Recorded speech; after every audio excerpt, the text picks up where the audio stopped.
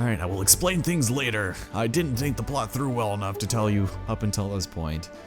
But it's time to return to Hyrule once again. This time with Tetra in tow. That's gotta mean something, right? Hey! I wasn't creepily watching you sleep. Allison, you're alright? What is this place? And Ganondorf, what happened to him? Yeah, you might want to sit down for a minute. Oh my god. Allison, what do you do? I'm sitting on your back right now trying to talk up Tetra, but I don't know. You must now come to the room where you got the Master Sword. Who's using that stone? Just who are you? Oh, alright. Apparently Tetra thinks she's the one who invented stone speak, I suppose. How dare you use what's not yours? I have it copyrighted, patented, trademarked, you named it. Or should I say Tetramarked? Alright. Well, don't you sound important. Alright, hold your horses. Love that little expression she gave herself. Allison, what are you waiting for? You heard the stone. You're supposed to show me how to get to where that voice is, she says while she's belly deep in water. Here, let me just jump right next to you. So yeah, we actually get a little bit of a follower this time. How's it going? I can't unfortunately take control of you with the command melody, but that's right. But wasn't the king just talking to us? Unusual. Now, this is another chance for a potentially missable figurine. Whoops, that is not the button. Take a picture of Tetra. She's kind of cute, and just make sure you have it on hand because this will be one of the last opportunities you have to get her. And in doing so, you will also get a couple others, but I think we took a selfie with her way back on Outset, so it's difficult to tell, but just in case, just don't forget about it. We re-enter this place, and even though the basement was like sealed earlier, it opened back up, so hopefully Ganon hasn't discovered this place, and we'll head back inside.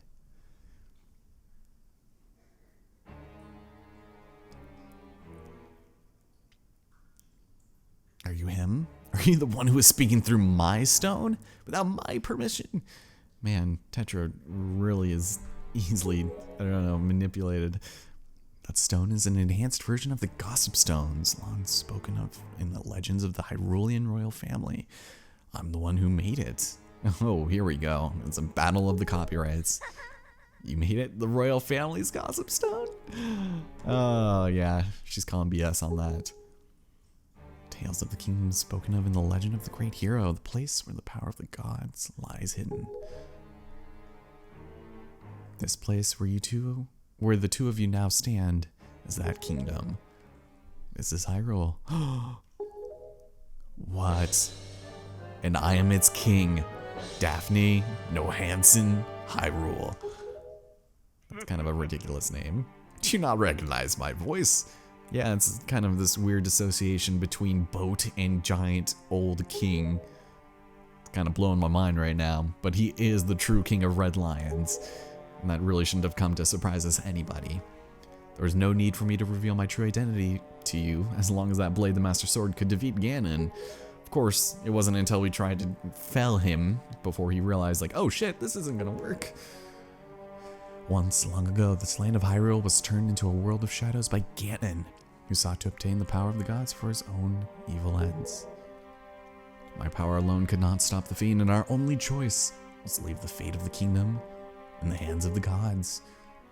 But when they heard our pleas, they chose to seal away not only Ganon, but Hyrule itself, which, you know, in their defense was probably for the best. Our fair kingdom was soon buried beneath the waves, forgotten at the bottom of the ocean. So we're basically Atlantis, is what you're saying. Yet all was not lost, for the gods knew that to seal the people away with the kingdom would be to grant Ganon's wish for the destruction of the land. So yeah, in a sense, the gods actually kind of sided with Ganon on that one.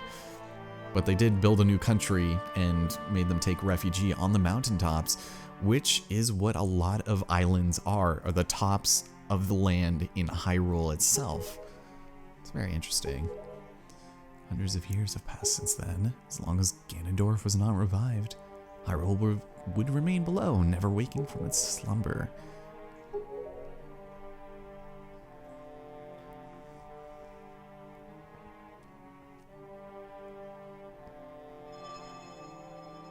The necklace you wear is part of a sacred treasure called the Triumph Fork of Wisdom, which has been passed down for many ages within the royal family of Hyrule. Your mother passed this down to you and instructed you to treasure it and to guard it with your life. Am I not correct? Triforce of Wisdom is none other than the sacred power of the gods that we have kept from Ganon's clutches for so many years. The gods placed upon your ancestors the task of protecting it from evil's grasp. You too must abide by the laws of the past. Wait, why? And so the time has come for me to teach you the fate into which you were born, the very reason that you live.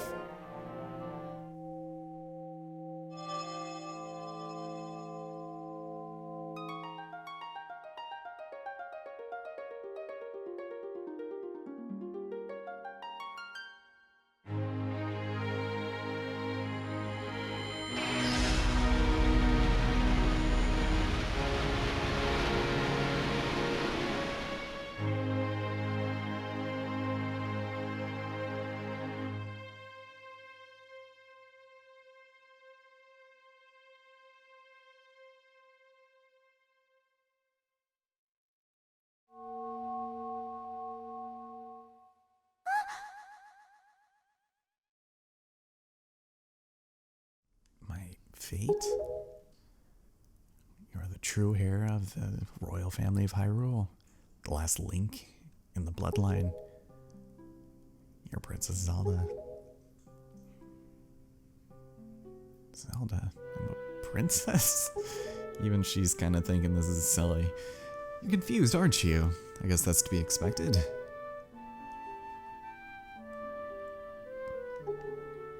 I'm terribly sorry that you've been caught up in these events.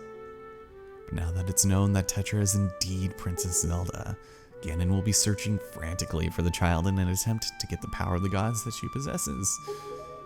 If he succeeds, my ancient kingdom under the sea will be turned into a land of shadow and despair. So will the world you know above the waves. Ellison, I need you to lend me your strength in this dark hour. I have a suspicion about what has caused the Master Sword to lose its power. So, our next task is at hand, to bring the power to repel evil back to the Master Sword and defeat Ganon. So unfortunately, Zelda can't join us, but the Sacred Chamber is not yet known to Ganon. You know, he actually did mention this particular room the last time we saw him. And I'm not exactly sure what the king means by that, because I think it's really easy to find, especially now that we've unsealed it. But Daphnis has disappeared, and we're now leaving. Let me become a wooden boat once again. Oh, just kidding. He's doing the forces of evil Ganondorf teleporting nonsense. It's like, was that really necessary? Could they just not animate him walking up steps or just make him teleport away instead of going up each flight of stairs? It's like, check it out, I can teleport. Everything that's happened to you and your poor sister, it's all been my fault. Wait, I thought you were like a really scandalous pirate out on the seas, just kind of terrorizing everyone you come into contact with. But now you have a heart and you accept this fate like it's nothing. Don't worry about it.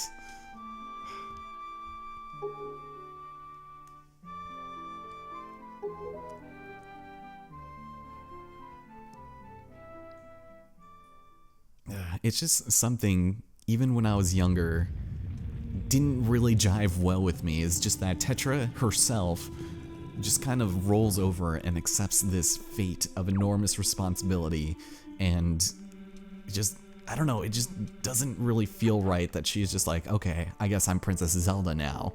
And she doesn't really do anything to help us in our journey afterwards, which I think Tetra might have done.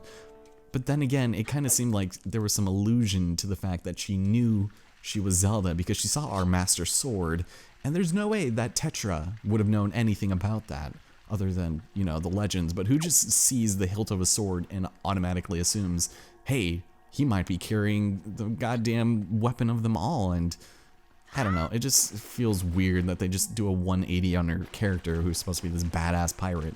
They're just like, oh, you know what, it's fine. Anyways, listen well. The fact that the Master Sword lost the power to repel evil suggests to me that something has happened to the sages who infused the blade with the god's power, which interestingly enough happened in the time warp zone of Hyrule, which means that we would have known about it hundreds of thousands of years later on the surface. The sages should be here in Hyrule, in the Wind Temple to the north, and the Earth Temple to the south, praying to the gods.